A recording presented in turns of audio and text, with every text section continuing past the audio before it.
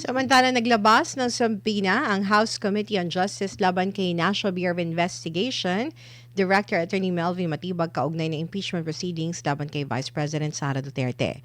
Inatasan si Matibag na dumalo sa pagdinig sa April 14 at isumuti ang mga record ng investigasyon ng NBI hinggil sa umano'y banta sa buhay ni Pangulong Ferdinand Marcos Jr., First Lady Liza Araneta Marcos at dating House Speaker Ferdinand Martin Romualdez. Hiniling din ng komite ang certified true copy sa mga dokumento at litrato na nakalap sa investigasyon. Ayon sa Kamara, mahalaga ang mga ebidensya upang matukoy ang naging resulta ng investigasyon at mapalakas ang pagtalakay sa impeachment complaint. Sa una nang sinabi ni Vice President Sara noong November 2024 nang umano'y banta kay Marcos ay reaksyon lang sa banta sa kanyang seguridad at hindi aktual na planong pagpatayan. Nangyari ang insidente nang idetine ang Chief of Staff ni VP Science si Attorney Zulaika Lopez sa Kamara at nais ilipat sa kulungan kahit walang kaso na hinarangan ng Vice Presidente. Attorney Sal? Tingnan mo yan. Nag-file sila, ang isa sa impeachable grounds, dahil daw nagplanong patayin yung tatlo. Speaker dati, Presidente, at yung First Lady. Ang tanong ko, ano namang iimbestigahan ng NBI?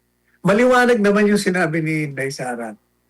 Yung kanya, ibinulgar niya ang sa kanyang paniniwala na merong banta sa kanyang buhay. So nagsusumbong siya sa taong bayan. Pag ako po ay napatay nitong tatlong pinaghihinalaan ko, gantihan niyo ako, bigyan niyo ako ng hustisya. Sasabihin lang, ang plano, kasi sinabihan niya na. May nakausap daw siya. At sabi niya, sige, patay mo yung mga yan. Pag ako napatay. Ang tanong, anong plano yung sinasabi niyo?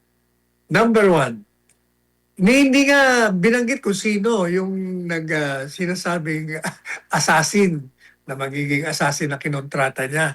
Nasaan yun? Paano iimbestigahan mo?